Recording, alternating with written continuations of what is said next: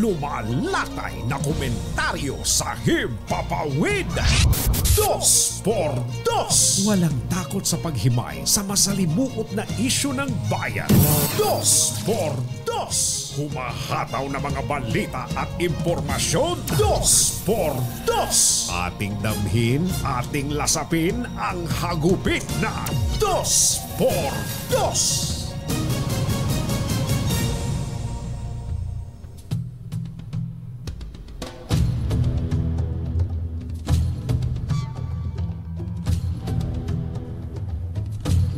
Para pangatwiranan ang panibagong paggamit ng dahas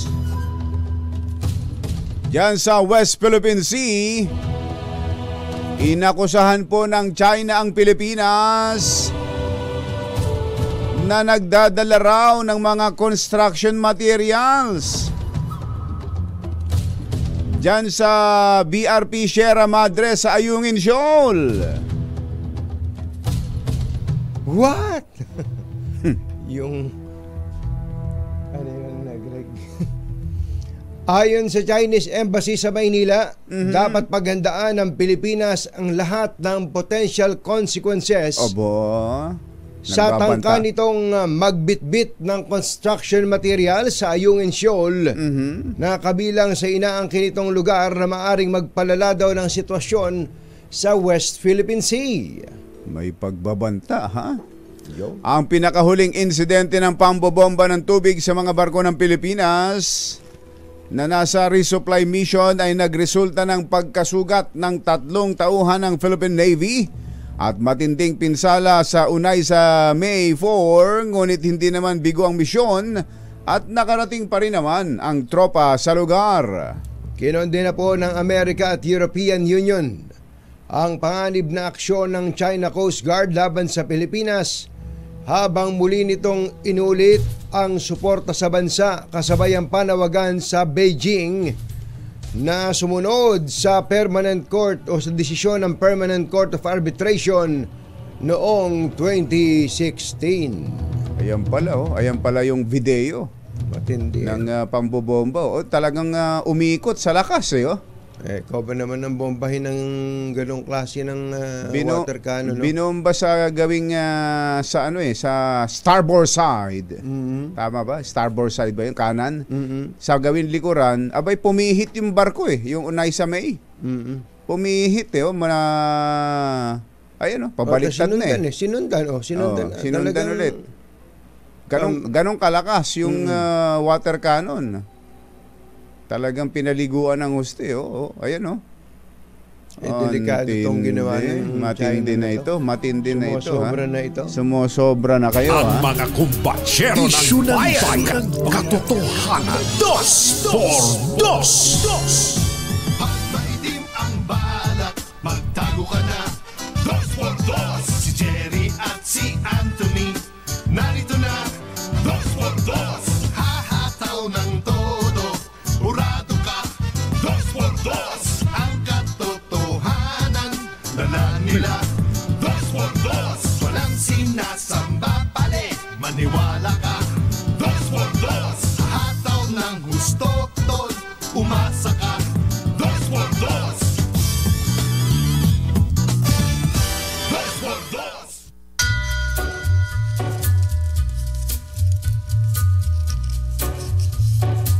Hi. Maganda morning. Lamig. Dito ang lamig. Magandang umaga, bayan! Ito po si Jerry Baha. Ito po naman si Anthony Taberna. Muli pong sama sa inyo ang 2x2 sa umagang ito ng Friday! Yuhuu! Kumusta kayo mga textmates, mga text partners, mga kapamilya, kapuso, kapatid, kabarkada, mga kapitbahay? Saan ang lakad? Ba't mga nakaimpake kayo?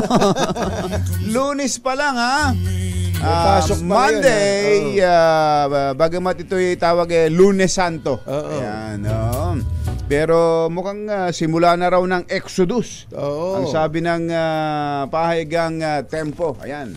Exodus begins. Yan, kumbachero, ay sa halos lahat ng mode of transportation. Oo, ayan. Pangunahin na sa airport. Ayan, Nako, sa airport, kumbachero, at sa Tingnan nga mga natin mamaya. sa ports, Ang mga major ports. saka sa ports, kumbachero, yung sa pier. Philippine Ports Oo. Authority. Mapa airport o waterport. Ayan, yung at mga bus terminal sigurado. Ang tawag, hindi ba ang tawag diyan sa PTEX nung inilaunch yan ni Secretary Tugadi noon, landport. Landport. Kaya kasi ayan na. mukha daw airport eh. Oo, Ang sa estilo itsura, no? Oo. Tsaka yung sistema. Ayan. Paghandaan na ho nating mabuti yan. Yung mga hindi naman aalis ng Metro Manila, abay, maswerte kayo. Napakaswerte Maswerte nyo. kayo at makakaranas kayo ng ilang araw na walang traffic. Di ba? Yung pagkakabanggit mo ng maswerte kayo, parang iiwanan mo kami.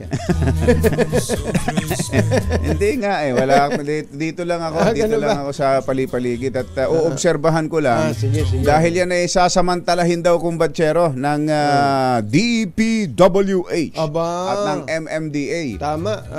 Yan ang pinakamagandang naisipan nila. Kinukwento nga ng DPWH. Sino nga director ng DPWH dito sa Metro Manila? Si Metro Director Malaluan, kumbachero.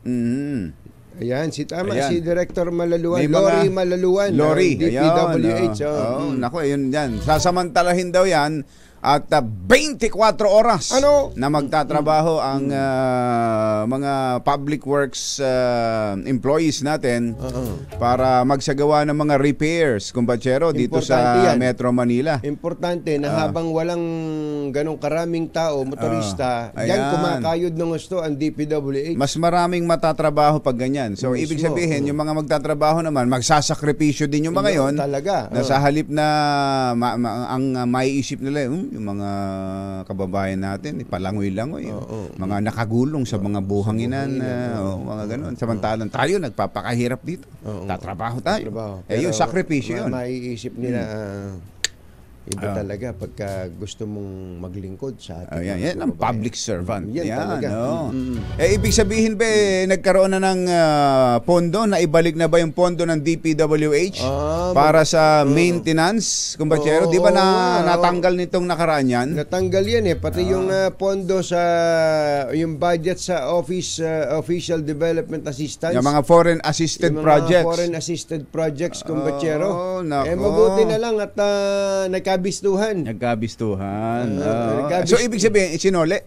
Mukhang naisoli Mukhang naisoli. Yan ang kainaman talaga ng nabubulatlat ng gusto yan no? Pati pala dun sa pagpambayad sa mga right of way. Nawala din. Nawala pala yon. Sabi nga daw ni Secretary Secretary Babe Singson. Parang napalitan na yata kung batsero. Napalitan Secretary na ba? ng DPWH ba Secretary June Ebdani na pala. Napalitan na rin. Nasa Sambales na yan si Secretary June Ebdani. Secretary June Ebdani, magandang morning. Oo nga, balita ko kung batsero maluha-luha pang nagsumbong sa Pangulo si Secretary alam ng sekretary natin ngayon ng DPWH?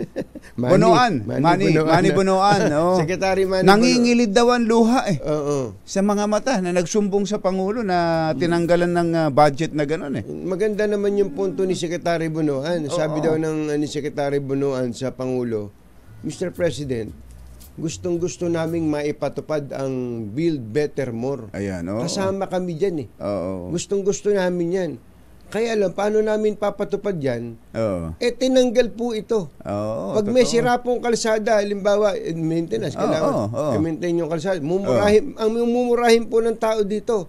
Hindi lang po ang mga nandun sa baba, pati po ang gobyerno. Talaga, lahat. Tinanggal po yung maintenance. Kutakot ang taxes na binabayaran natin. Meron pang road users tax. Di ba? Tapos wala po Tapos hindi nare-repair yung mga nasisirang kalsada. Di ba? Mukat-mukat mo nung naghanap. Asan ba? Asan ba? Kayo pala dyan, ha? Kayo Kayo, pala ha? dyan, ha? Tatahitahimik kayo, ha? Tatahimik. Merong nakakuha ng 60 billion, may tumira ng 30 billion, Oo. pambihirang patis. Ang laki nun, Ang laki kumpatsero. nun, ang laki nun. Kaya nga yung mga, muntik ng makudit eh. kaya galit na galit yung mga kasamahan. Meron palang ganyan, ba't kami wala? Oo. Oo, nako, nagkasitahan. Oo, kaya sabi po ng Pangulo, hindi pwede. Pwede yan, hindi Ibalik, pwede. ibalik nyo yan. Oo. Ibalik nyo yan. Ito lang Commonwealth Avenue na hindi maipagawa-pagawa dahil walang budget eh. Oo. Sana ngayong Holy Week na to, makasama na yan. Totoo. Yung nagkaburug-burug na party dyan, kumpatsero. Loida Busa, Ma'am Loida. Di Loida. Yan, Puro babae yung nagtatrabaho Oo ng nga gusto pala, ngayon. no? Si Oo nga pala, no? Director Lori Malaluan saka Oo. si D.E. Loida Busa. Oo. Sige nga po. Sige nga. Sige nga Totally po. andyan na pala, ibinalik na pala. Oo. Ibinalik Sabihin na nyo- pala yung kinupit. Sabihin nyo kay Secretary... Sabi siguro, sino ba yung kumupit na yan? Yun yung nga ho, yung muntik ng makudita. Naku, disgrasya. Muntik ng makudita dahil sa kinupit Nako. na pasikreto. Nako. Ang mga kumpatsero ng bayan, Katunying at Ka-Jerry. 2 por 2. Oras po natin. Achi, Mr. Jalom Tang, Engineer Tony Nanggil, Lakyam Chapdihon, 6:12 ng umaga. ACS Balita. Susunod na. This time check is brought to you by ACS Manufacturing. Tao lang ang takot sa dalawang to. Kaya kung maitim ang balak, Magtago ka na! Anthony Taberna, Jerry Baja. 2 por 2. 2 por 2. Balitang makatotohanan. Balitang maaasahan. ACS Balita. Walang makakaligtas. Walang makakalampas. San mang sulok ng kapuluan. Luzon, Visayas hanggang Kamindalawan. Basta't may balita. Ipagwagwagan ng sikat na tagapagbalita. ACS Balita. Kasama ang 2x2 tandem Anthony Taberna at Jerry Baja. ACS Balita. Ang programang ito ay hatid sa inyo ng ACS Manufacturing Corporation, ISO certified, maker of world-class quality Pride detergent. Araw ng Lunes, Marso 25, 2024. Narito na po ang ulo ng ating ACS Balita. Marcos Administration hindi magpapatupad ng bagong buwis hanggang sa 2028. Sapat na supply ng kuryente ngayong Semana Santa, tiniyak ng Meralco. Martes Santo, sasalubungin ng big time oil price hike. Tatlong tauhan ng Philippine Navy sugatan sa panibagong pambubuli ng China Coast Guard sa West Philippine Sea. Provincial buses maaari nang dumaan sa EDSA ngayong Semana Santa. Nako po, heat index sa La Union pumalo sa 46 degrees Celsius. Inang ko po. Magandang umaga Luzon, Visayas, Mindanao. Good morning Philippines. Hello world. Kami po ang inyong mga tagapaghatid balita. Ito po si Anthony Taberna. Ito po si Jerry Baha. At ito ang ACS Balita. alas 6:19 ang ating oras. Dito muna tayo sa ating ACS Good News. walang bagong buwis. Walang bagong buwis na ipatutupad ng Marcos Administration hanggang sa 2028. Ito ang pinanindiganan ni Finance Secretary Ralph Recto laban sa mga bagong buwis, at ang sabi ito raw mga bagong buwis ay maaring umabot hanggang sa ano raw? Itong pinahirapan mo ako din ni Mother. Oo. Laban, yung paninindigan niya laban sa mga bagong buwis, kumpatsero. At yan daw, ito raw paninindigang ito ng Marcos Administration ay magtatagal hanggang sa katapusan ng administrasyon. Ayon kay Recto, mas pagtutuunan nila ng pansin ang pagpapabuti sa koleksyon ng buwis at umaasa siya na walang mag-trigger sa DOF para ipanukala o para magpanukala ng mga bagong tax measures. Tiniyak din ng kalihim na tungkulin ng kasalukuyang administrasyon na anumang pagtaas sa buwis ay dapat ito ay maging last resort. Iniyak ng Manila Electric Company o Meralco sa halos 8 milyong customer nito ang tuloy-tuloy at maayos na serbisyo. Ng kuryente sa pagpasok na nitong Semana Santa mula po araw na to. Sa kabila ng pagsasara ng Meralco Business Centers mula March 28 hanggang 30 ay sinabi ng power distributor na naka-standby ang mga tauhan nitong 24/7 upang tugunan ng mga pangangailangan ng kanilang consumer. Ayan, nako. Tuwing magtatag-init na lang, ganyan na nagiging sitwasyon natin. Kinakapos tayo. Kinakapos tayo ng kuryente. Ito nga, meron daw pagtaya ang Department of Energy na baka daw itong buwan ng Abril at Mayo, numipis ng husto at abutin natin ng yellow alert. Nako. Ang numipis ng husto ang supply natin ng kuryente, kumbachero. Huwag kang magtaka. Biglang may sabi niya, may maintenance nga pala kami. Nako, yun na nga Alam problema. na Sasabayan. Alam na this. Kapag manipis ang supply, mataas ang presyo. Mataas ang presyo. At yan yung law of supply and demand. At meron pang mababalitaan tayo, kailangan nating mag-rotational brownout. Nako, ayan na. Siyempre, ikaw naman na palibasa, mas di bali nang magbayad ka ng mahal. Basta may kuryente. Talaga. Dahil necessity na yan. Necessity. Nako. Ganun ang mangyayari. Sitwasyon natin bakit ka mamumuhunan dito sa Pilipinas? Kung ikaw ang investor, kung ganyan ang sitwasyon ng kuryente rito. Eksakto, yan ang pangunahing sakit ng ulo. Ay, nako. Yung tindi ng araw na yan, i-harvest natin yan sa pamamagitan ng mga solar panel. Yun ang kailangan. Palaganapin natin yun. Asa na ba? Asa na ba tayo dyan? Hindi na natin narinig yung mga measures dati o mga panukala para mahikayat ang mga tao. Hindi lang ang household lang. Hindi lang ang mga kumpanya kundi mga bahay-bahay na gumamit ng solar panel, solar energy. Totoo. Yung makabawas lang kumbachero dun sa load na makabawas sa Meralco. Di ba? Malaking tulong na 'yon at hindi tayo ninipisan ng supply. Totoo. Hindi na makapagmamalaki sa atin yung mga power plant na yan. Sabi ano? Meron ako sariling kuryente. Ayun, ganun sana. Diyan sa Iloilo, kumbachero, nabasa ko nung minsan, meron silang sarili nilang initiative. Meron silang sarili nilang ibinibigay na mga incentives sa mga gumagamit ng sa mga households na magpapakabit ng solar panel. Iloilo ba kamo? Si Mayor Jerry Treñas. Si Mayor Jerry Treñas. Mayor. Maayong aga mga pinalangga. Bugtaw na kamo. Gising na. Parang sa ang ginawa nila may malaki pang discount sa real property tax. Ang galing. Yung mga bahay na may nakakabit na solar panel. Ang galing yan. Lalo pa pagka ganun, may encourage mo ang ating mga kababayan na mag-invest. Tinan mo, mag-i-invest. Na ikaw siya din naman ang makikinabang din. Dahil yung in-invest mo, kalaunan, mababawi mo rin pa rin yun in the form of savings sa bayarin mo sa kuryente. Ay, nako, sana lahat ganon. Pati ang Department of Energy, ang Senado, ang Kongreso. Di ba dati may mga pinag-uusapan silang mga... Senator Win Gatchalian. No, siya ang chairman ng Senate Energy Committee. Ang dami diyang mga nababalitaan tayo. Sino ba chairman ng Senate Energy Committee? Hanapin nyo nga. Patawag nyo nga.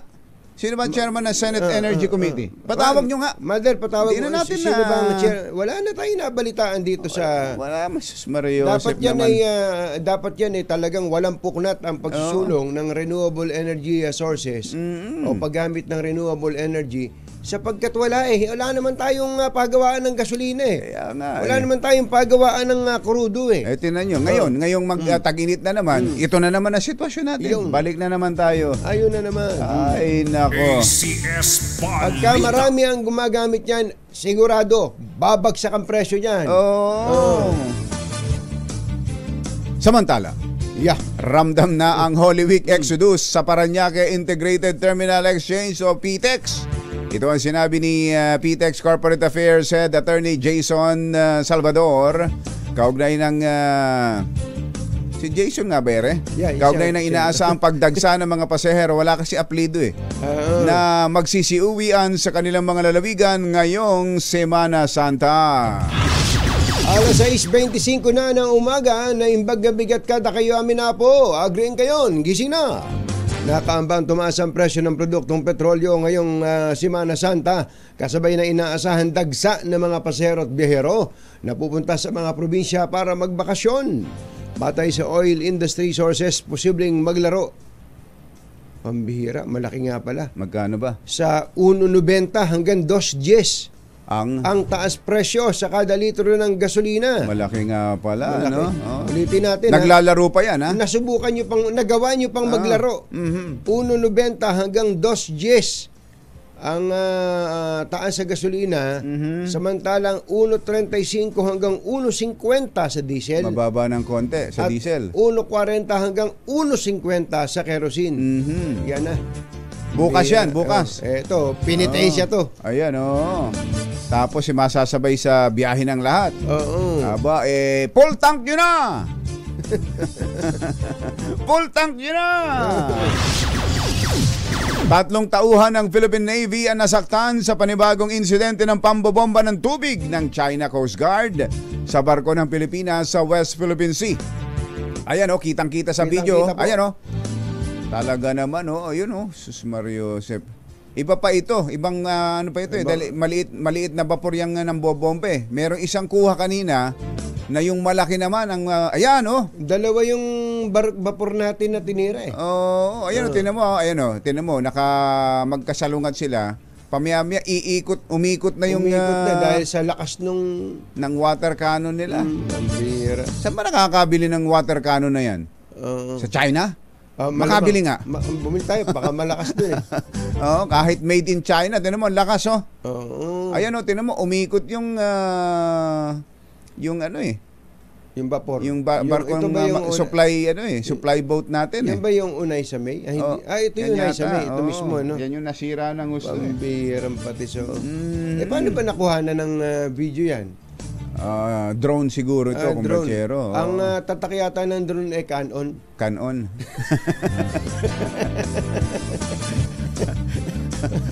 Ano yung Bisaya?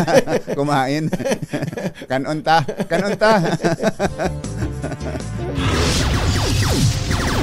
Alas 6:28 na ng umaga.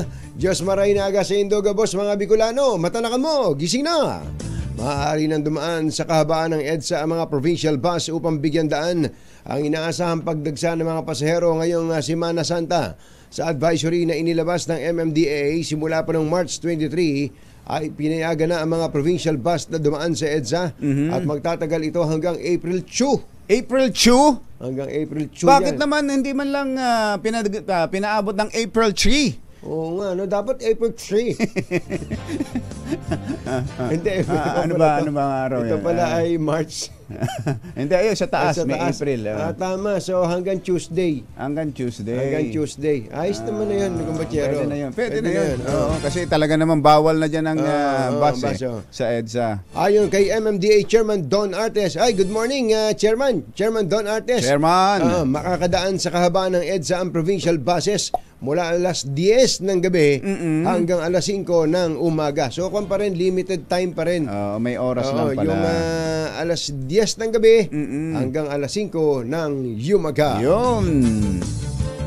Susunod! Dito po! Si Arnie Teves ba naiuwi na? Ayan. Naibalik na ba si dating Congressman Arnie Teves mula sa paglalaro ng golf? Driving range lang pala yon, hindi siya nag-golf. Driving range. Diyan sa Timor-Leste. At may survey pala, kumbachero. May isang survey. Aba, totoo ba ito? Hindi. Totoo ba ito? Pero mes. Na tumaas na ang bilang ng mga Pilipinong naniniwalang kailangan na ng charter change? Aba. Totoo ba ito? Pero mes. Kasi nung last year lang may mga survey na mababa Mas marami ang hindi naniniwala. Hindi naniniwala at mas marami ang hindi alam. O kaya duda. Oo, diyan sa charter change na yan. Yan at iba pang mga nagbabagang balita sa pagpapatuloy ng ACS Balita. alas 6:30. This time check is brought to you by ACS Walang balitang makakaligtas, walang balitang makakalampas, saan mang sulok ng kapuluan. ACS Balita! ACS Balita! Ang programang ito ay hatid sa inyo ng ACS Manufacturing Corporation, ISO Certified, maker ng world-class quality Pride detergent. Hi! Maganda morning! Ano araw today, kumbachero? Today is Laundry Day, Pride Day! Yuhuu! At pag Laundry Day, Friday, all you need is Pride washing machine detergent. May triple stain away formula, kaya tanggal ang makapit, madikit, malupit na dumit mancha, kaya easy ang labada. Kaya pala mula noon hanggang ngayon, All you need is Pride! All you need is Pride! ACS! Kasama ang 2x2 Tandem Anthony Taberna at Jerry Baja. ACS Balita. Alamin nga natin ang sitwasyon sa mga pantalan.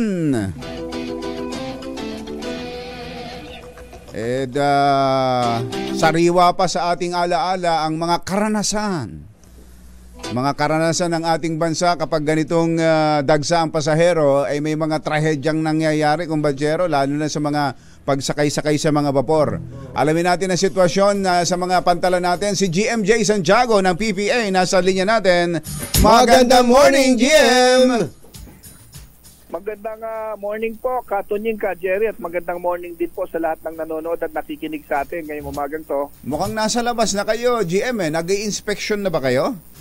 Opo, simula pa po nung isang linggo, Ka Jerry, at ganyan po naman talaga ang ano po natin, ang gawin natin. Pag peak season po talagang 1 or 2 weeks ahead po, nag-iikot na talaga tayo para masiguradong maayos po yung sistema. Ngayon ho ba, Lunes pa lang ngayon, Lunes Santo, ano ho bang sitwasyon ng mga biyahe natin ngayon? Well, wala pa naman pong dinideklarang mga pagkansela po sa biyahe, no? At wala naman po tayong balita pang natatanggap tungkol sa sama ng panahon. Pero actually, ngayong araw pong ito, Katunying, Ka Jerry, ito po yung inaasahan natin na dadagsa po karamihan ng mga kababayan natin. Sa mga pantalan natin, inaasahan po natin nasa 300,000 po na mga kababayan natin ang babiyahe po ngayong araw na to, at bukas naman po nasa mga 250 to 270,000. Bakit to ganun? Lunes pa lang ngayon Ang daya naman ng mga yan. Ang daya naman nila. Mauna na sila.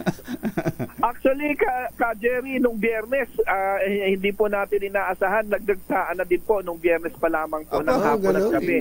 Marami na pong bumiyahe sa mga kababayan natin, sa mga pantalan natin. Nung Biyernes po, pumalo na po tayo ng 180,000 sa isang araw po. No? Opo. Ito po ay yung 180,000, kung po yun, total na yun o sa isang malaking pantalan lang?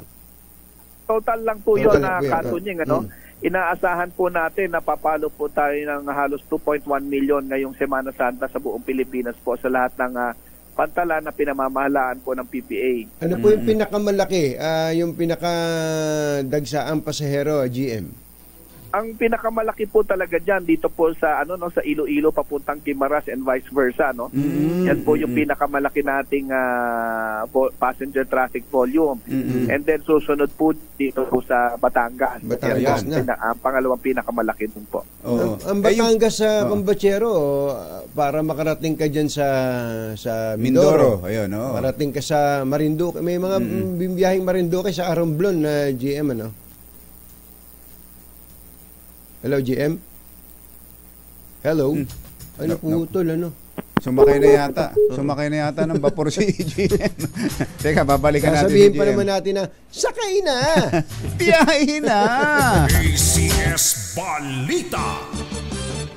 Babalikan natin ang linya kay GM Gusto ko lang kumbatsero kumustahin yung yung mga cruise. Kung pumipick up na ba yung mga port natin para sa mga cruise ship. Yun ang magdadala sa atin ng maraming turista kung marami tayong ganon. Yun ang kailangan. Biruin mo isang vapor lang. Ay, libo na kagad na turista ang dadaan. Teka, ito. GM? GM, Sorry po, Jerry Katunying, hindi Apa. yata nagbigay ng load si Mamalu eh. Kaya pala. GM, ang Batangas, saan-saan ang biyahe ng mga galing dyan, yung dumadaan dyan? Well, sa Batangas po, Katunying, babiyahe po dyan, papunta pong Mindoro, no? Dyan Mindoro. sa Calapan, then papunta po sa Puerto Galera, and then meron din po dyan galing sa Batangas po, puntang Romblon. Yan po yung mga main na, main na binabiyahihan po ng mga barko mula dyan po sa Batangas. Oo. Kaya ubod ng dami rin ng tao dyan, ano? Hindi pa bago yung port nyo dyan, GM? Ay, opo, Katunying. In fact, yung pong port dyan na previously po, no, although expanded na dati na 2,500 persons po ang capacity. Ngayon po, bagamat hindi pa po na-inaugurahan, pinabuksan na po natin at ang magamit na po ng mga kababayan natin, nasa 8,000 passenger capacity na po yan. No? Yan na po ang pinakamalaki at pinakamoderno nating passenger terminal sa buong Pilipinas. Oo. So yung biyahe pala ng mga pasahero, akala ko pinakamarami yung mga galing ng Manila, paluwas ng Cebu, Davao, hindi pala ito ang pinakamarami, GM. Hindi po, Jerry, kasi ang yung pong Panay Guimaras po natin, ano po kasi yung Iloilo hub po yan, ano? Yung tinatawag nating hub. And dahil may iksi lamang po ang biyahe po dyan, katulad po simula Iloilo hanggang Guimaras, nasa 15 minutos lamang po yan, kaya mabilis po ang turnover po ng pasahero po dyan. So parang yan yung mga ferry ng from Hong Kong to Macau, ganun siguro, parang ganun mabilisan lang GM. Yes po, tama po. Ganun din bang mga barko natin diyan, yung mga ganung kabibilis? Mga fast craft? Po, diyan po sa sa Panay Guimaras po diyan po sa Panay Guimaras Strait po ang nangyayari po diyan. Meron po mga fast craft po diyan. Pero karamihan po diyan meron yung pa rin po mga outriggers o yung may mga cutting. Meron pa rin yung mga luma Pero yung di ba maganda rin yung ruta ng nabanggit niyo na ba yung Cebu-Bohol? Well, yung pong Cebu Bohol po, mabilis din po yung turnover natin dyan. Nasa top 5 po natin yan, dahil tawiran din po yan ng mga pasahero at turista po, Katunying. Akala po hanggang Tagbilaran. Nung nagpunta kasi si Combachero dati sa Mindanao, at saka sa Cebu, dito siya sumakay sa Manila. Super ferry, GM, ferry. yung sinakyan ko. Kasama ko pamilya. Meron pa ba nun? Meron po. In fact, yan po mula po sa North Harbor po natin, although isang kumpanya na lang po ng barko ang bumabiyahe dyan. Yung pong, kung mababanggit ko lamang po. Okay lang po. Wala mang kalaban. To go. To go po. So, bumabiyahe po yan from Manila to Cebu. And then, ang magandang balita po, Katunying, Jerry, may nagsimula na naman po ulit ang biyahe niya simula Manila hanggang Davao. Ayun. Po kasing nawala yan eh. So ngayon ay Manila to Davao na po ulit sila. Yun yung naging ruta ko dati, GM, dahil parang kapag nakasakay ka sa barko, nagbabakasyon ka na rin nun eh. Mamasyal ka na eh. Pero mong sa Davao yata nun eh, ilang araw ba yung naging biyahe ko nun? Dahil maraming tigil eh. Maraming stopover, GM. Opo, po yan, malalaki pong barko yan, tapos may mga kabinya po yan, may mga kwarto kayo, may mga, kumbaga may mga suite pa po yan, Jerry, hindi po ba? Kaya pwedeng doon sa mga pamilyang hindi pa naghahanap ng mga bakasyon, yun lang, yung biyaheng yun lang eh. Bakasyon na mismo para ka nang naka-cruise. Para ka nag-cruise. Yun nga pala, GM, kumusta yung mga cruise ship terminal natin? Well, tuloy po yung pagpapagawa po natin at pag-expand po ng ibang mga terminal po natin para sa mga cruise ship. In fact, Katunying, Jerry, halos linggo-linggo po may mga cruise ship arrivals po tayo. Tayo natutuwa na nag-pick up na po yung cruise tourism arrivals natin. Isang barko lang yan, 1,000 na kaagad eh. Hindi ho ba? GM? Tama po. Saan ho yan? Saan na itong mga dinadaungan ng mga cruise ship? Well, karamihan po nandito po sa nasa Port of Manila dumadaong. Pero tama po kayo, Jerry, kasi multiple stops po 'yan, Hindi lamang po isang destination ang pinupuntahan po niyan. So, pumupunta po 'yan sa Corimao, sa Ilocos Norte. Ayan. Then dito po sa Port of Manila, and then pupunta po 'yan ng Puerto Princesa, ganun po. Ayun, yun ang maganda, no? Maganda. Tapos co-coordinate ang Department of Tourism sa inyo para meron namang i-arrange na mga tour dito by Mabilisan mga na. land tour, GM, di ba? Dadali natin sa mga bilihan ng halimbawa Jade. bilihan ng jade. Wala naman. Sa China yun. China nga pala yun. Di ba? Dapat meron na rin tayong mga ganun eh. Para Opo, alam ko yata, Katunying ka, Jerry, yung bilihan ng Jade na yan. Mukhang nakabili rin kayo. Baka nakapag-tour din kayo. sa Hong Kong, saka sa Konyan, sa Singapore. Ang dami niya. Sa China. Sa China sa Beijing, mismo. Shanghai. Laging may pagawaan ng Jade. Hindi ka paalisin ng tour guide hanggat wala ka nabibili. Talagang hindi ka titigilan. Pipigain ka talaga. Magagaling, mapamaraan yung mga... mabalik lang ako doon sa mga kababayan nating bibiyahe. Yung mga do's and don'ts po siguro para lang ma-remind po sila, GM. Okay, yun po, Katunying. Ang mga, paalala natin sa mga kababayan po natin mabiyahe. Unang-una po, no, ay kung maaari po makabiyahe ng maaga po, no, at nang hindi po sila maiipit sa pila at siguraduhin po nila na may mga ticket na po sila ng maaga pa lamang. Dahil sinasabi na po natin na talagang asahan na magiging mahaba po ang pila kapag mano-mano po yung pagbili nilang ticket. Bibili po sila ng ticket sa araw mismo ng kanilang biyahe. No? Talaga pong maaantala sila. Sigurado po hindi nila makukuha yung schedule na preferred po nila, no. Pangalawa po, sa pagbabiyahe po natin, sana wag na tayo magdala ng malalaking gamit or maramihang kagamitan. Yun lamang pong kinakailangan, let's travel light po, no. Para hindi din po tayo mahirapan. Pasalubong na lang, mga pampasalubong na lang. Siguro mga pasalubong. In fact, doon po, kung gusto nila, doon na lamang po sila sa mga terminal bumili ng pasalubong. May mga pasalubong naman pong nabibili doon. Hindi mo binanggit yung biscuit. Huwag na pong magdala ng yung pong mga kagamitang pinagbabawal, yung pong matatalim, at saka yung mga combustible materials po, katulad po ng LPG tank. Opo. And then finally po, yung sa mga nagdadala po ng mga pets po nila sa pagpapakasyon, kinakailangan po niyan yung mga pets po natin, kailangan kuhanan po nila bago bumiyahe po ng veterinary health certificate. Sa mga veterinaryo po nila na yan po ay napakunahan ng tama po, at walang sakit yung mga alaga natin. At pagdating po sa Pantalan or before that, makakuha na po sila ng travel permit mula sa Bureau of Animal Industry. Doon po sa quarantine service, at nang hindi naman po hindi i-disallow yung pagsakay ng pet, dahil naka-experience na po kami ng ganyan, Katunying, Jerry, nung nakaraang Pasko may mga naiwan po talagang pets at binalikan na lamang po makatapos po yung bakasyon po, at medyo mahirap din po dahil hindi naman po kami handa sa ganyan, sa ganyang sitwasyon na pag-aalaga pa po ng mga pets, pero ganoon na din lamang po ang nangyari ay inasikaso na din po ng mga tauhan natin. Ayun. GM, maraming salamat po sa inyo, at sana ay walang mangyaring aberya, walang mga aksidente sa karagatan, bagamat hindi nyo naman natrabaho, sa port lang po kayo, mahigpit ang coordination with Coast Guard. Thank you so much, magandang umaga po. Yes po, maraming salamat po, Katunying, Jerry, at magandang umaga po. Magandang umaga po.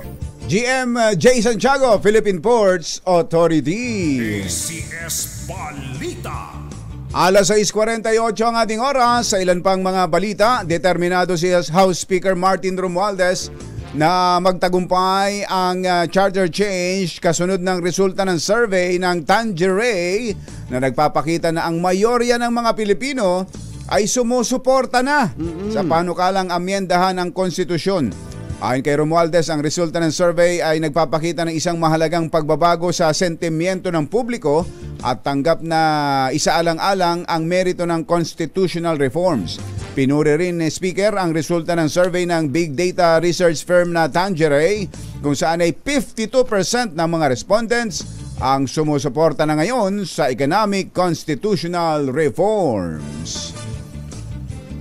Engineer Tony Nanggel, 12 minutes bago ang alas 7 na umaga, pinaghahandaan na rin ng PNP at DILG ang pagdating sa bansa ni dating Negros Oriental Congressman Arnulfo Teves matapos itong dakwin sa East Timor.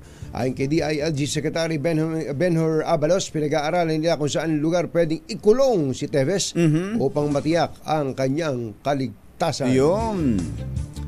Nakaranas ng mataas na heat index ang mga taga-Bacnotan, La Union na umabot sa 46 degrees Celsius. Kahapon ho yan. Ang heat index na 46 degrees Celsius ay nasa ilalim na ng danger level na maaaring magresulta ng heat cramps at heat exhaustion. Ayon sa Pag-asa, ang heat index mula 42 degrees hanggang 51 degrees Celsius ay maituturing ng mapanganib o nasa danger level na maaaring makamatay. Nagatid sa kabuuan ng ating ACS Balita. Ito po si Anthony Taberna. Ito po si Jerry Baha.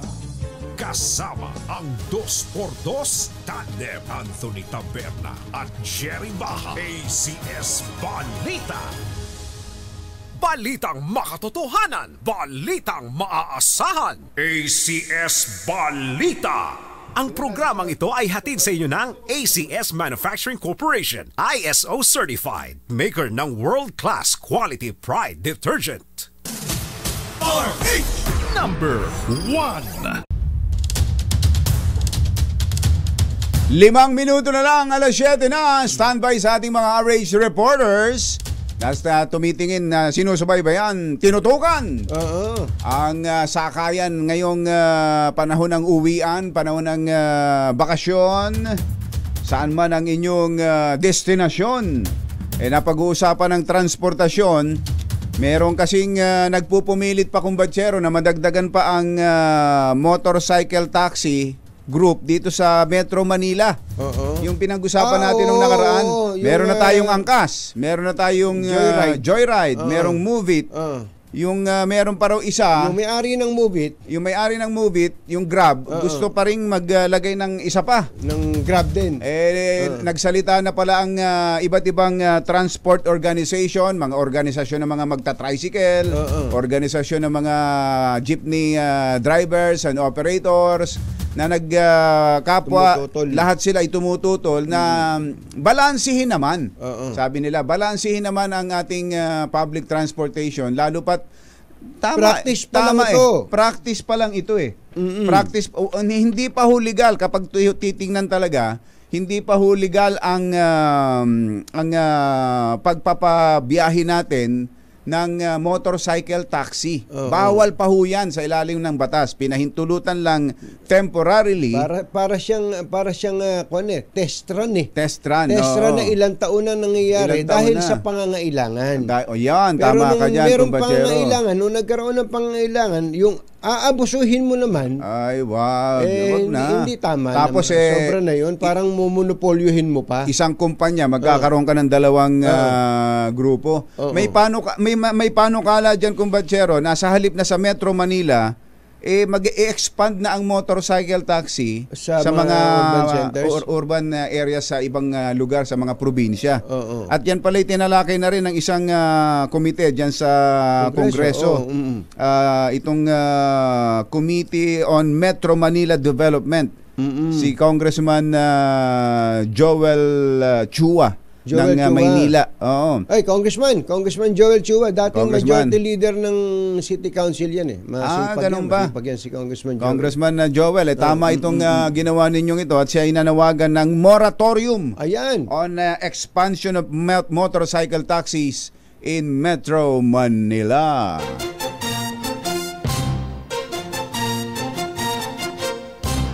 Tonying at Ka-Jerry. Anthony Taberna, Jerry Baha, ang samahang pinatibay na ng panahon. 2x2. 2x2. RH Sa 2x2 sa DZRH.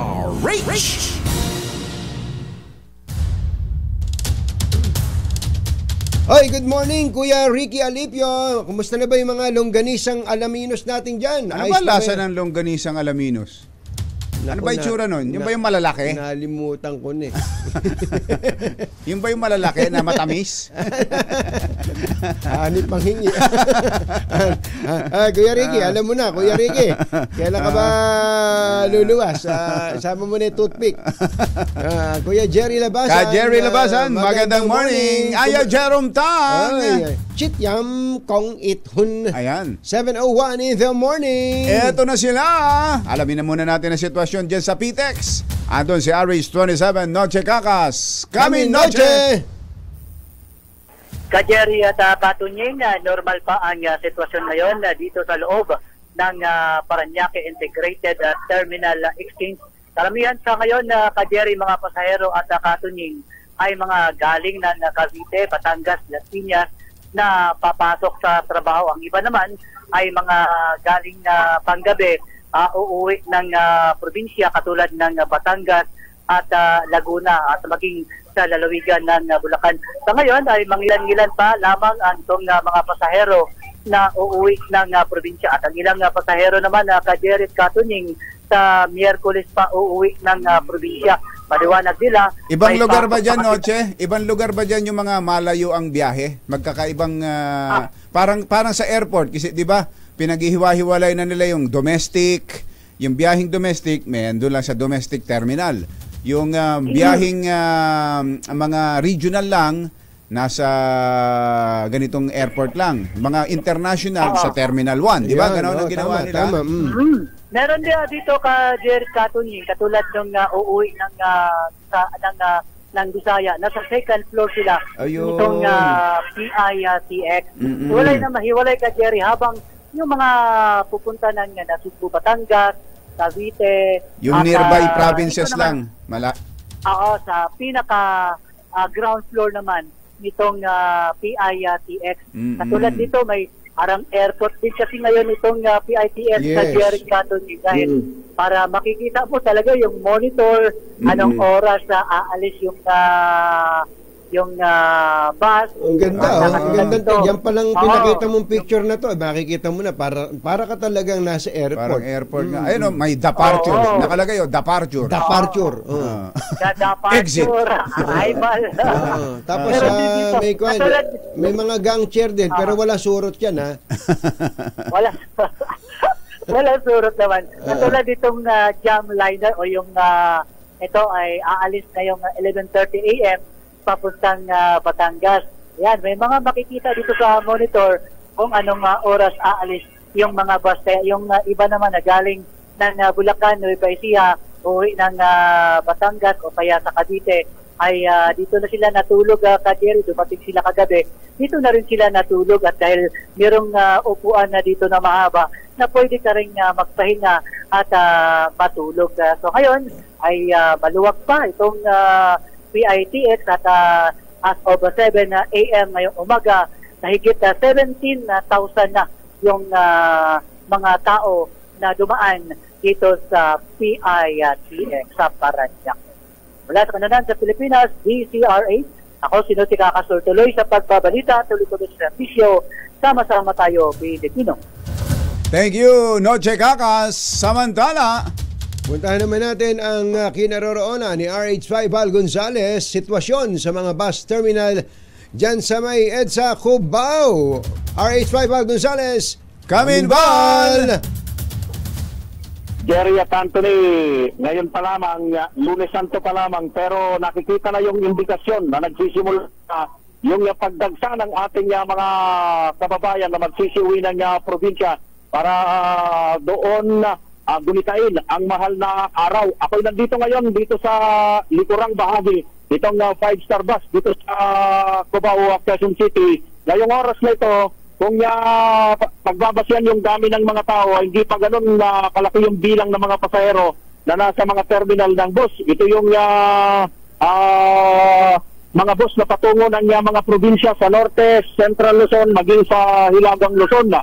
Pero itong 5-star bus ay fully booked na ngayong araw ng Miyerkules. Simula sa araw ng Miyerkules ay fully booked na itong 5-star bus. So Wednesday hanggang kailan yung fully booked sila? Yung Miyerkules lamang yung fully booked, Jerry. Yung mismo. Oo, ang dami talagang uuwi ng Miyerkules. Correct, oo. Yun ay kung pagbabasihan, yung record ng online ticketing system ngayong umagang ito. Yung ibang mga araw ay pwede pang makakuha o magpa-online na booking kung halimbawa ay yung pabalik na at aalis na niya araw pa ng Sabado ay pwede pa. Ang kanina kausap ko yung dispatcher nitong 5-star bus, itong si Rayla Javier.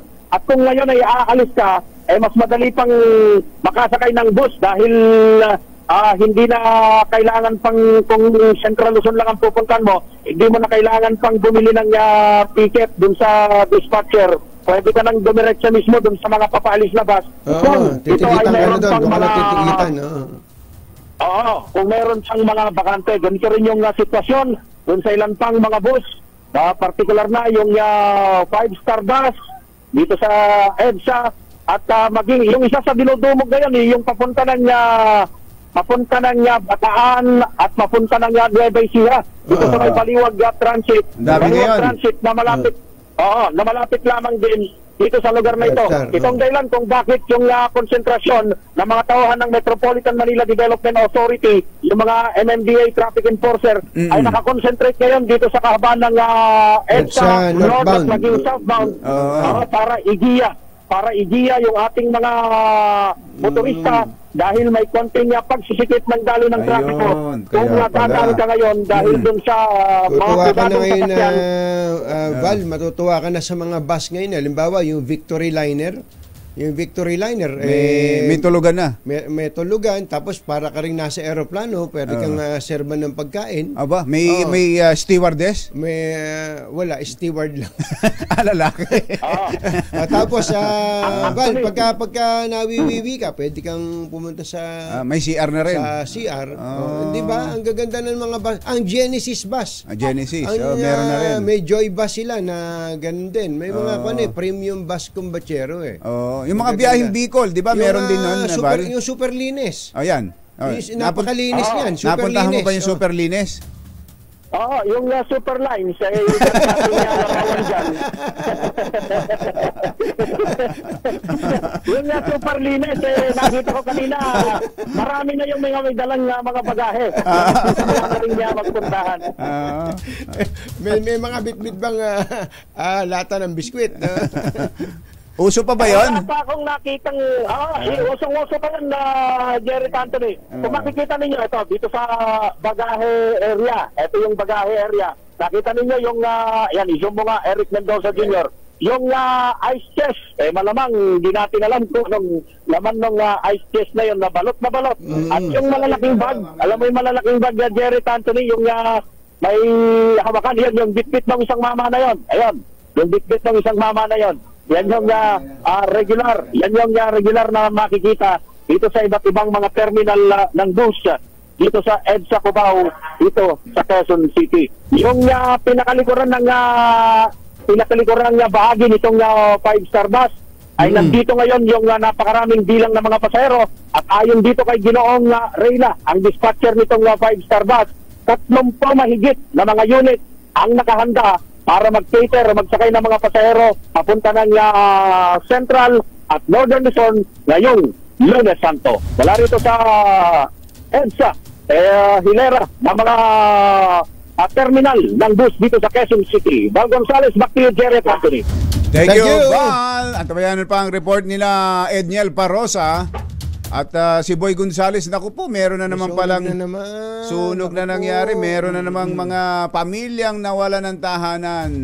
Antabayan ng mga report dyan ng ating mga RH reporters. Kauna-unahan sa Pilipinas. NBC Manila Broadcasting Company.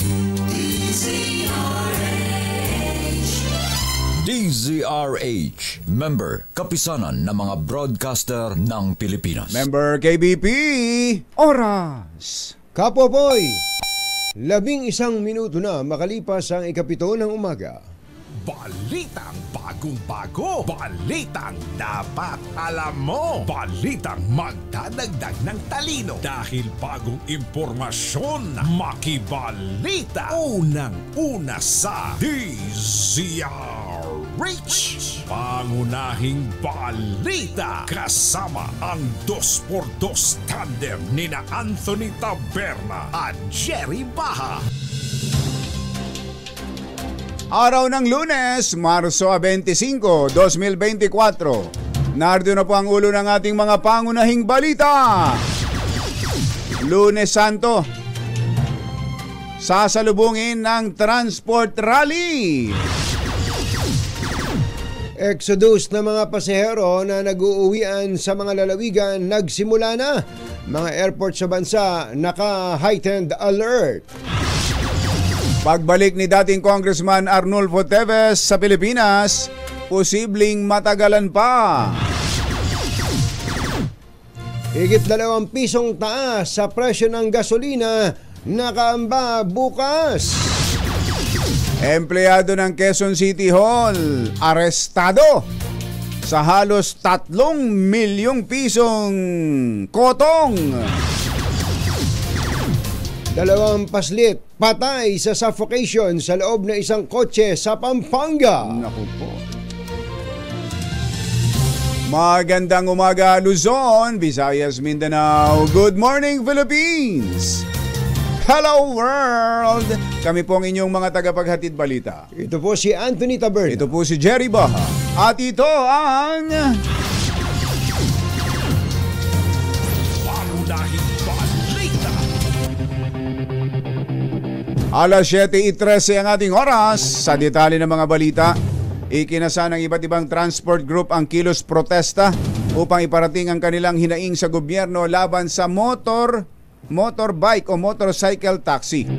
Ang transport rally ay lalahukan ng mga miyembro ng Pasang Mazda, LTOP, Association of Taxi Operators of Metro Manila o ATOM, Inland Haulers and Truckers Association at National Confederation of Tricycle Operators and Drivers Association of the Philippines o NACTODAP, kasama ang Lawyers for Commuters Safety and Protection at Motorcycle Rights Organization. Dami nitong nagsanib puwersa na ito. Sabi, tungkol sa pinag-usapan natin? Oo. Ano ba? Hindi ko naman sinabi magsama-sama kayong ganyan. Ba't kayo nagkaisa? Ang nasabing mga grupo ay magtitipon-tipon sa University Hotel ganap na alas 9 ng umaga upang iparating sa gobyerno ang kanilang pagtutol sa plano na dagdagan ang motorcycle taxis sa mga lansangan sa Metro Manila.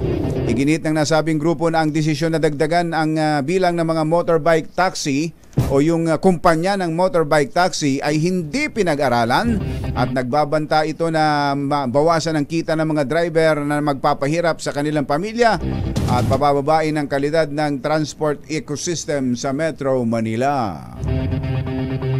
Nagsimula na ang pagdagsaan ng mga pasahero sa mga pantalan at iba't ibang bus terminal sa Metro Manila upang umuwi sa kanilang mga lalawigan ngayong Semana Santa. Sa PITX, sinabi ni Jason Salvador, tagapagsalita ng PITX, noon pang Biyernes nagsimula ang pagdagsa ng mga pasahero na umaabot sa 130,000, karamihan ay biyaheng Bicol. Ito dahil ang Bicol ang nagsisilbing gateway patungo sa iba't ibang mga lalawigan tulad ng Samar at Leyte. Inaasahan ni Salvador na aabot sa 1.7 milyon na pasahero ang tutungo sa terminal para umuwi sa kanilang lalawigan. Ilang araw pa ang bago ang Holy Week. Inimok nito ang mga pasahero na magsuot ng face mask habang nasa loob ng PUV dahil marami ang kaso ng pertussis o whooping cough. Alas 7:15 ang ating oras, naka-heightened alert na ang 44 na paliparan sa bansa simula pa kahapon at ito'y magtatagal hanggang sa Marso 31. Ayon sa Civil Aviation Authority of the Philippines o CAAP, bahagi ito ng kanilang paghahanda sa dagsa ng mga pasahero ngayong Holy Week. Inatasan ng CAAP ang lahat ng service chiefs at airport managers na magpatupad ng 24/7 operations habang tiyaking gumagana ang lahat ng communication lines at magpatupad ng no-leave policy. Samantalang naglagay din ang CAAP ng malasakit help desk sa mga paliparan na makatutulong sa pag-alalay sa mga pasahero na may tanong o kailangang tulong sa pagbabiyahe sa paliparan. Alas 7:16 ng umaga, posibleng matagalan pa bago maibalik ng Pilipinas si dating Negros Oriental Congressman Arnolfo Teves Jr. Ayon kay Attorney Ferdinand Topacio, pinalawig ng Korte ng Timor-Leste ang detention ni Teves ng maximum na 15 araw o sa buong panahon ng magiging paglilitis. Dahil dito bumalik na ng Pilipinas sa mga tauhan ng NBI na gustong sumundo kay Teves sa Timor-Leste. Dahil sinusuri pa ng mga otoridad doon ang kahilingan ng Interpol at ng Philippine government para sa custody ng dating congressman. Inaresto po si Teves noong March 21 sa East Timor habang nagda-driving sa Top Golf Driving Range and Bar sa Dili. Arestado ang isang empleyado ng Quezon City Hall dahil sa pangingikil sa isang negosyante sa QC. Nako, kilala mo ba ito? Mar Urrutia. Mar. Si Mar, kung mangutong yan, maliliit lang. Maliitan lang. Pero hindi niya kinukutongan talaga. Naghihintay siyang abutan siya. Ganun ba? Pag kinamayan siyang ganun, may nakaipit na. Kinilala ang suspect na si Joel Avila, 56 anyos na nagtatrabaho sa engineering office ng Quezon City Hall. Nako po. Andyan talaga ang nagagamit talaga yung engineering office na yan. Yung binabanggit natin kung batsero yung bang magpapatayo ka ng kahit na isang building, yung dadaan ka sa proseso. Lahat ng pagpapahirap. Lahat ng pagpapahirap dadanasin mo. Yan notorious daw kung batsero ang QC. Ganun? Sa mga nakakausap kong mga private contractors. Dati raw, ewan ko ngayon kung nabago na yan. Baka naman kaya lang ito merong nahuli. 56 years maedad na. Hinuli si Avila sa entrapment unit ng QCPD Cebu sa isang restaurant sa Visayas Avenue. Hindi kaya doon sa... Baka sa Katunyings to Hindi naman ako sinabihan. Doon ba ang nangyari ang transaksyon? Abutan Habang kumakain ng aros ala tunying. Aros ala o kaya batutay. sabi ni Kuya Ricky Alipio sa Webes daw, Webes. Sa Webes na narating na yung toothpick. Matapos ireklamo ng isang negosyante ang Chinese-Filipino. Ang kwento po ng negosyante, humingi siya ng tulong kay Avila sa pagpoproseso ng dokumento para sa kanyang pet shop. Ayan, Pero halos 3 milyong piso na ang naihulog niya sa account ng misis ng suspect. Nako, itong kulang kayo sa seminar, sa training. Sa misis, sa account ng misis. Huling-huli. Sa account ng misis ng suspect, ngunit wala pa rin itong naibigay na dokumento sa kanya. Nung una raw, alam ko sa inyo restaurant na yun asan ba? May picture ba? May picture Ito, nung una raw, ang hiningi ay 1.5 million. Okay. Para iproseso ang, building permit. Building permit yan. Building permit nga. Tsaka, pero may kasama na raw na business permit. Package. At may zoning pa. At Certificate of exemption for warehouse. Kompleto naman pala. Ganun naman pala. Kaya lang, naibigay na 1.5, wala pa rin. Nang hingi pa ng 1.1 million pesos para naman sa certificate of exemption. Hindi pa raw pala covered yun. Bira. Ayun. Doon na nagduda, nabwisit itong Chinese-Filipinong magtatayo lang ng pet shop. Ayan siya ba ito? Ito ba yon si Avila? Nako. Avila! Kanta pa. Agila yata yun Oo nga pala. Kaboses mo pala si Vic Soton. Bossing, good morning. 7:20 na ng umaga. Sa isa pang masamang balita, sasalubungin ng big time oil price hike ang Martes Santo. Sa pagtaya ng Department of Energy, mahigit 2 piso ang posibleng itaas ng presyo ng gasolina Halos 2 piso naman sa diesel at kerosene. Yung palang kaninang binasa natin, mababa pa yung estimate na yun. Ito, DOE na nagsabi nito. Magkano na? Tumaas na? Mahigit 2 pesos na ang posibleng itaas ng gasolina at halos 2 pesos naman sa diesel at kerosene. I-full tank na nyo. Full tank nyo na. Oo, kung kaya nyo kung kaya nyo, kung meron naman kayong pangkarga dyan, i-full tank na nyo. Ibinatay po ito sa 4 na araw na trading sa global market. Isinisi ang panibagong pagtaas ng presyo ng langis sa nakaraang pag-atake ng Ukraine sa 3 oil refinery ng Russia. Kaya nagdesisyon ng Iraq na magbawas ng ini-export na crudo. Ganon. Anong iniisip ko yung connection nun eh. Yung bang tinira ng Ukraine yung oil refinery ng Russia, kaya daw nagdesisyon ng Iraq na magbawas ng ini-export na crudo. Medyo nahirapan ako dun sa desisyon ng Iraq na to. Oo nga, wala. Talagang ganun sila eh. Basta, siguro, pagkakataon, sabi niya. Sasamantalahin na yan kung anong pwedeng ibigay na dahilan. Pero dito, alamin natin ang mga dahilan ng mga pasahero sa kanilang maagang pagbabiyahe. Lunes pa lang, bibiyahe na? Ano ba yan? Ano ba naman yan? RH52, Edniel Parosa, nandiyan siya sa bus terminal sa Marikina. Kami Edniel! Jerry at Anthony, inaasahan sa Miyerkules Santo pa mararamdaman yung pinakabulto ang mga pasahero sa BFCT Terminal sa Marikina, itong tanging provincial bus hub sa Eastern NCR. Ayon kay Eddie Marcuap, dispatcher ng RRCG, ay isa sa mga linya ng bus sa terminal. Marso 27 pa nakabook ang marami sa kanilang mga biyahero, bagamat may mga pangilan-ngilan ng dumarating dito. Online scheduling na rin kasi ang sistema rito sa BFCT at daming may mga nakabook na biyahe ngayong araw. Ang dumadating bukod sa pre-booking, sinabi ni Marcuap na may pasok pa ngayon. Kaya karaniwang isang araw bago ang holiday, pinakadumadating yung mga luluwas sa lalawigan. May biyahe itong RRCG, Tamtique, habang pa Iloilo, Mindoro at Bicol naman. Yung ibang mga linya ng bus sa BFCT, bagamat yung mga nasa Bicol o biyaheng Bicol ay karamihan ay nantungo na rin doon sa PITX. Sabi ni Marcuap, wala silang fully booked na biyahe pero handang kanilang support unit sakaling kailanganin. Matatandaan nga sunog ng ilang sasakyan dito noong Disyembre. Kinasawi ng 2 katao pero agad naman na ibalik ang operasyon ng terminal dahil 3 araw lang nagtagal ang suspensyong itinataw ng Marikina City Government dito sa nasabing lugar noong nakarang taon. Para sa kauna-unahan sa Pilipinas, PZRH, ito si Edniel Parusa. Tuloy-tuloy sa pagbabalita, tuloy-tuloy sa serbisyo. Sama-sama tayo, Pilipino. Thank you, Edniel. Eto na, puntahan na natin ang panibagong insidente ng sunog. Nako! Diyan sa Tondo, Maynila, ang dami na namang pamilyang nawalan ng tahanan. Mariano Caindo. RH29, Boy Gonzales.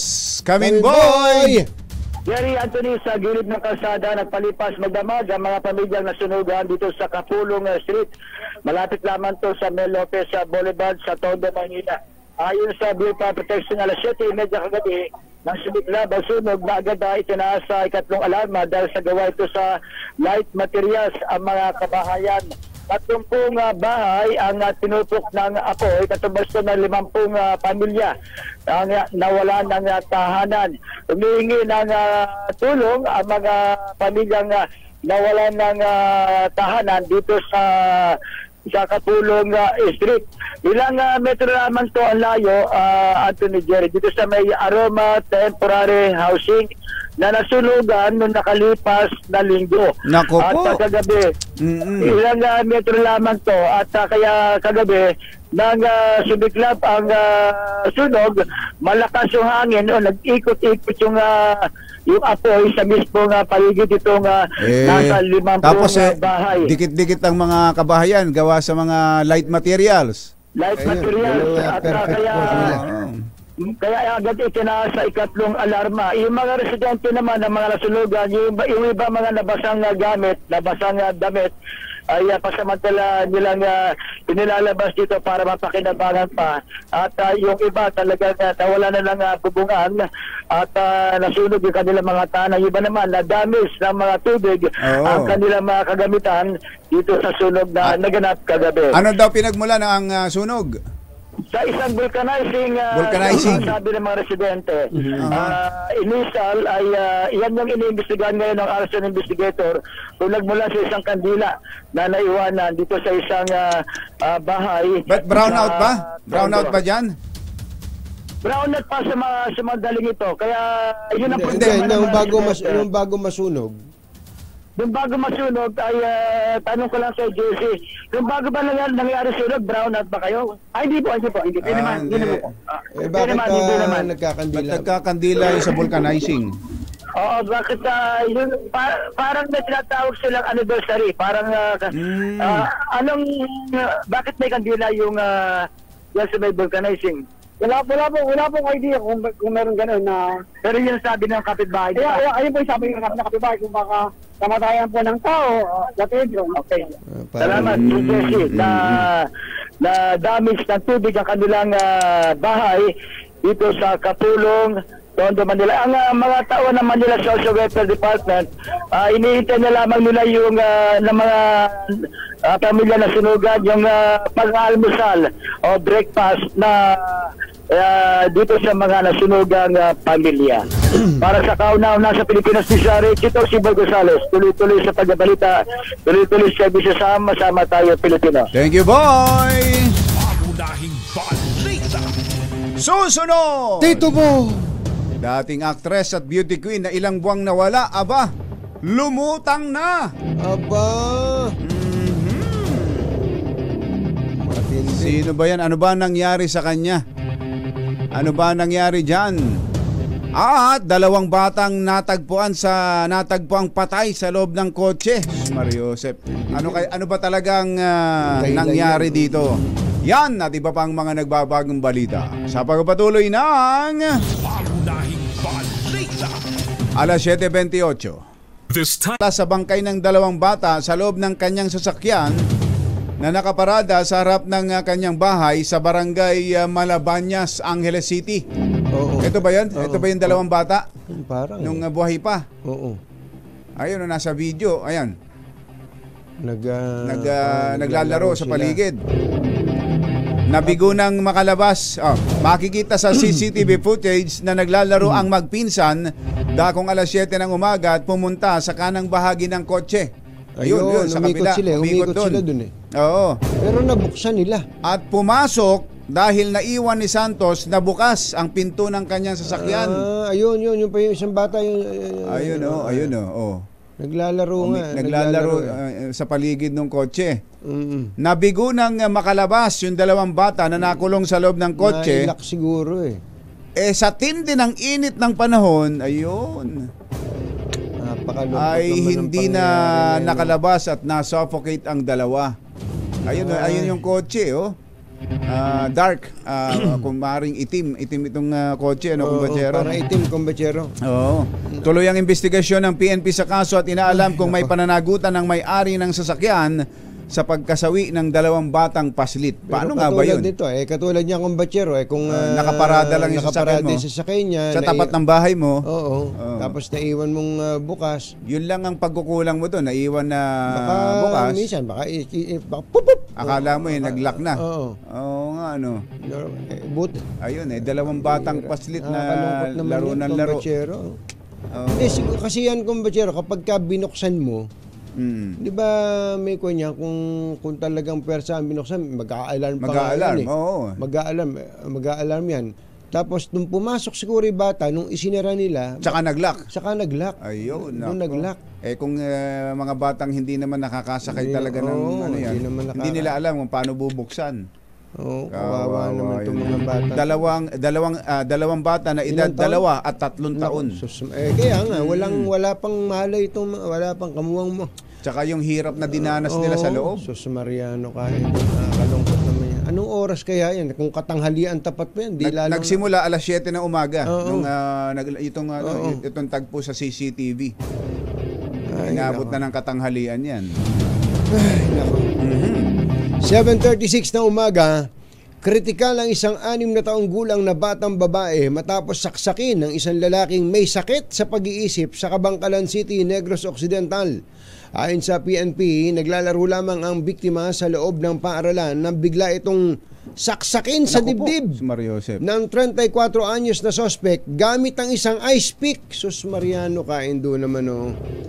Una rito, hinahabol ng mga otoridad ng sospek hanggang sa makorner ito sa barangay Kamugaw. Nakapasok ang sospek sa loob ng eskwelahan ngunit nagalit ng kutsain ng mga tao. Kaya ang biktima ang napagbuntunan nito ng galit at pinagsasaksak. Sinugod sa isang ospital sa Kabangkalan ng biktima habang nakatarak pa rin ang ice pick sa kanyang dibdib. Sana'y makasurvive tong batan to. Batsero. Yan, kahit basta't ice pick, kahit nahugutin mo yan, yung clot yung namumuo sa yung loob. dugo. Nagpaalala po ang Philippine Ports Authority sa mga pasahero na bumili na ng ticket ng barko online sa halip na pagdating pa lang sa pantalan bibili. Paliwanag ni PPA General Manager Jason Tiago, nakakatulong ang online booking upang ma-decongest ang pila sa mga pantalan. Sinabi dito na simula pa noong Biyernes ay naramdaman na nila ang pagdami ng mga pasahero at inaasahang lolobo ang bilang ng mga ito simula ngayong Lunes Santo. Pero actually, ngayong araw pong ito, Katunying, Jerry, ito po yung inaasahan natin na dadagsa po karamihan ng mga kababayan natin. Sa mga pantalan natin, inaasahan po natin nasa 300,000 po ng mga kababayan natin ang babiyahe po ngayong araw na to at bukas naman po nasa mga 250 to 270,000. Actually, Jerry, nung Biyernes, hindi po natin inaasahan, nagdagsaan na din po nung Biyernes pa lamang po ng hapon at gabi. Marami na po bumiyahe sa mga kababayan natin sa mga pantalan natin. Nung Biyernes po, pumalo na po tayo ng 180,000 Si GM Jason Tiago ng PPA. Alas 7:38 ng umaga, pinag-usapan po sa Facebook ang bagong hairstyle ni Senator Alan Peter Cayetano na may two-line design malapit sa kanyang patilya. Ayun, ito. Ipinost ito ni Cayetano sa kanyang FB nang mag-date sila sa isang coffee shop ni Taguig City Mayor Lani Cayetano. Anniversary nila.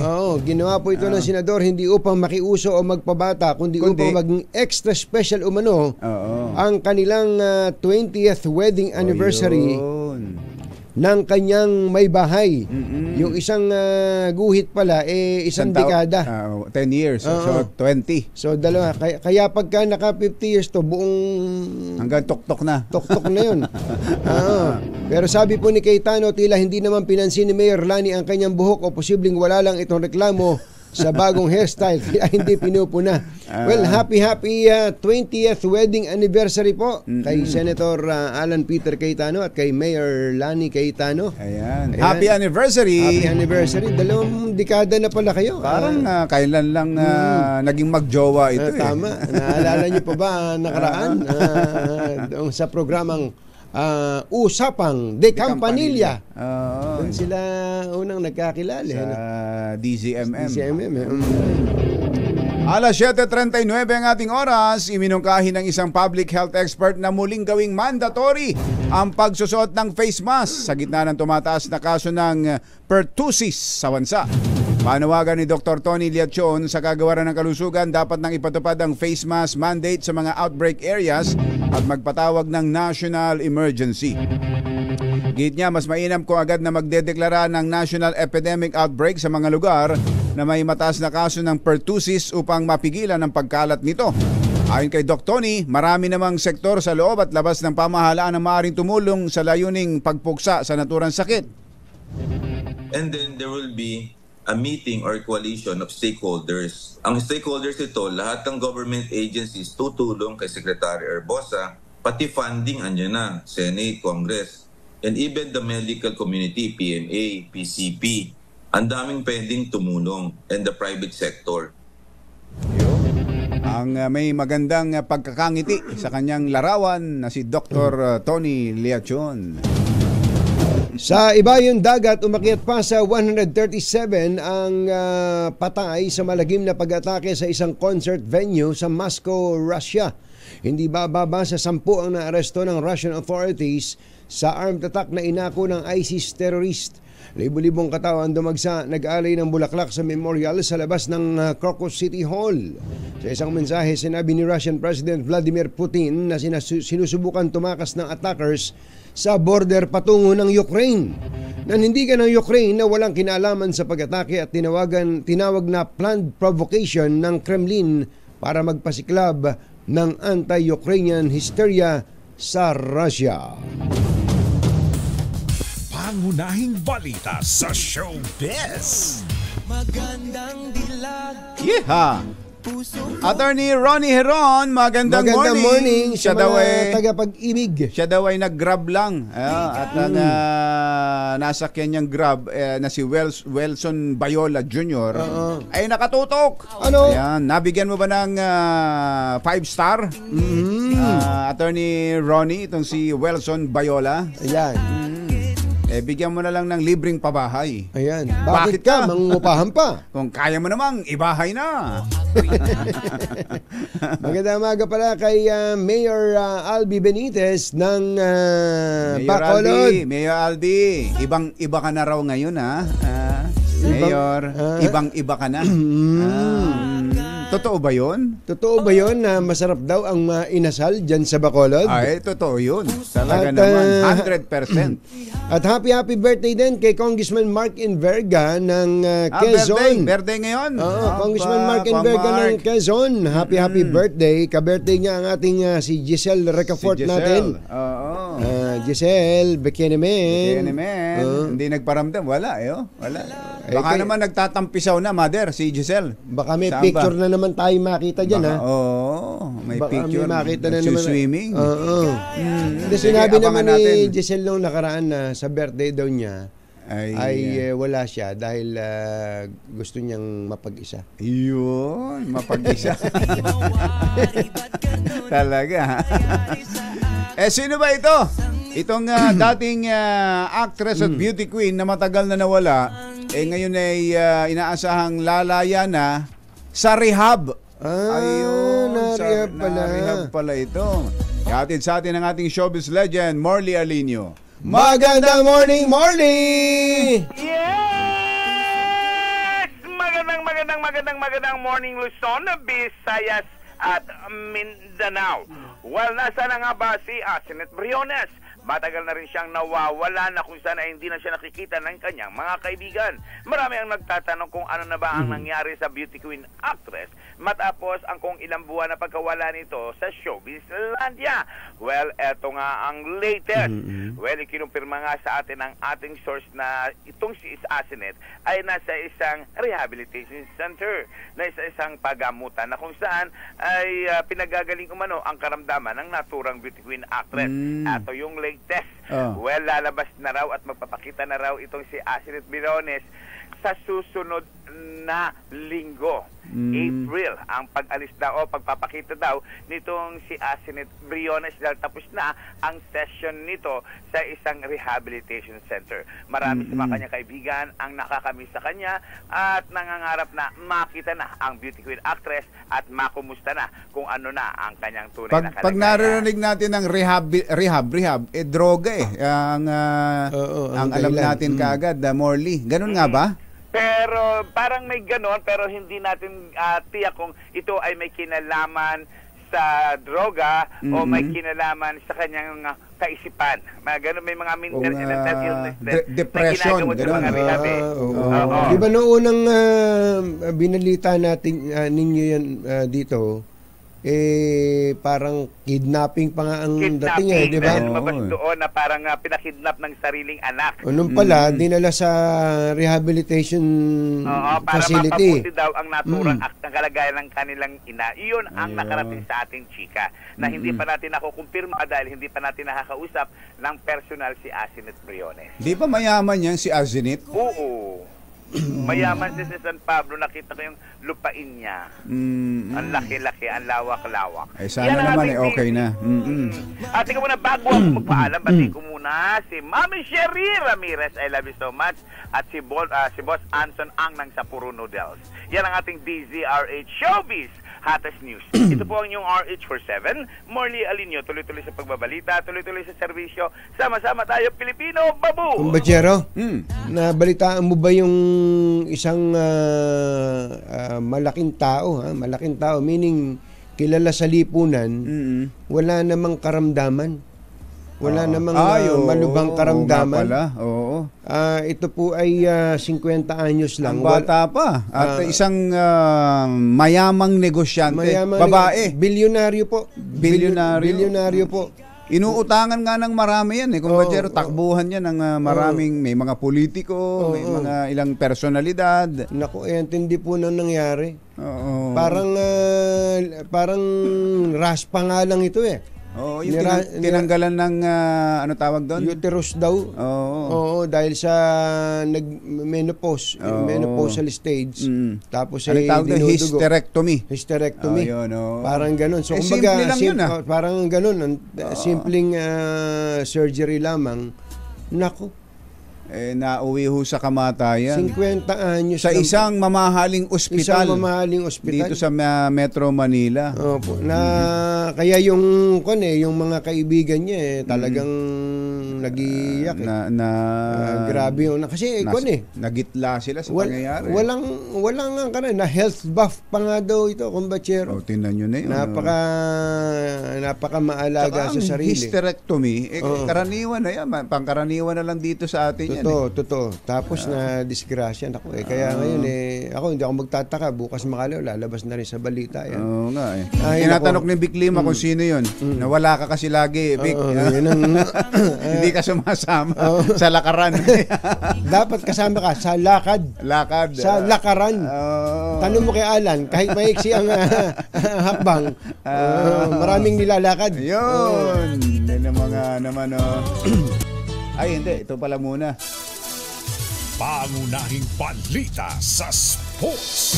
Napatanong kagad to si District Engineer Aris Ramos. Sino yan? Sino yan, tol?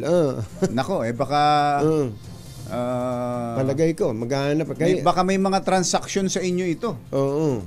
Pero, siya yung may pera. Ito yung may pera. Bilyonaryo. Matindi po. Saka kwento kong batsero mukhang ito ay magiging isang wake-up call din sa mga, lalo na sa mga ospital natin dito, yung mga ating magagaling na ospital pa naman. Kaya na mamagagaling at mamahaling ospital. Dapat lahat ng klase ng pag-iingat gawin. Kasi buhay hindi na pwedeng ibalik yan, kumbachero. So parang ang dating doon walang nagawa yung kanyang pera para maisalba siya. Pero kung ganun kung magkakaroon ng issue ng medical malpractice, yun ang problema. Yun ang problema, kumbachero. Kasi ito, nabanggit mo nga kanina, simple lang sana itong operasyon. Buti sana kung ito'y malalang kondisyon, talagang tataningan ka kumbaga sa lalaki, parang vasectomy lang din yan. Si Kuya Angel nga, nagpunta lang CR, nag-commercial lang dito, pagbalik kapunado na. Kapunado na parang ganun lang yun At ikinukwento pa na parang kagat lang ng langgam. Hantik daw, hantik. Malaki-laki langgam. Pambira, nakakalungkot. Pinapagaan lang natin, pero napakalungkot, lalo na sa pamilya nito, kumbachero. Sa ating sports news, nagsimula ng maganda ang Filipino Olympian na si Yumir Marcial para sa 2024 Paris Olympics. Ito'y matapos ma-knockout ng kalaban Thai na si Theodosak Sinam sa 1 minute at 33 seconds ng 4th round ng kanilang boxing showdown. Matatandaan nag-uwi si Marcial ng bronze medal sa middleweight division ng Tokyo Olympics, pero ngayon sasabak na sa light heavyweight sa Paris Olympics. Pangunahing balita sa kalusugan. Inilarawan po ng Department of Health ang pagkakaiba ng tusperina o pertussis kung ikukumpara sa ordinaryong ubo at hika na karaniwang nararanasan. Ayon sa Department of Health, ang tusperina o kilala rin bilang ubong dalahit ay may kakambal na lagnat, sipon at ubong tumatagal ng 7 hanggang 10 araw. Ayan Kung kayo'y nakakaranas na ng ganito, baka tusperina na yan. Lumalabas ang symptoms ng pertussis matapos ang 10 araw mula sa direct contact sa isang pasyenteng meron nito. Ayan, ganun din siya ka-contagious. Kumpara sa hika, ang pertussis ay matindi ang tunog ng ubo. Parang kumakahol na aso. Ganun. Pero ito po ay maaari namang magamot ng mga antibiotics. Ayan. Kaya nga si Doc Tony gusto talaga face mask. Balik tayo sa face mask. May mga highly contagious Oo. May mga grupo na, may mga organisasyon na nag-mandate na ng kumbatsero. Ng face mask. Naalala ko tuloy nung si Doc Helen Tan sa Quezon, di ba? Ginawa niya mandatory uli yung face mask. Dahil sa iba-ibang mga sakit tapos nauso tong pertussis. Ayan. Nauna na sila. Pero dito sa QC ang maraming kaso nito, di ba? Quezon City. Ang Quezon City po ay ginawa uling mandatory ang pagsusuot ng face mask sa mga gatherings. Tama. At kailangan yan. Nagatid po ng kabuuan ng ating mga pangunahing balita. Ito po si Jerry Baha. Ito po naman si Anthony Taberna.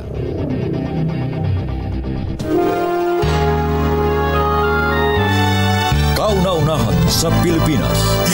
NBC Manila Broadcasting Company. DZRH. Member, kapisanan ng mga broadcaster ng Pilipinas. Maitim ang balak. Magtago ka na! Anthony Taberna, Jerry Baha. 2x2. 2x2.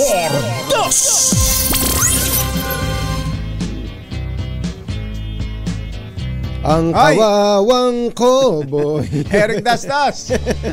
Mahilig, paborito mo ba yung kawawang cowboy? May baril, walang bala. Hindi pala yun. Yan. Kumusta ba yung beach natin dyan sa Nasugbu, Batangas? Ready na ba yan?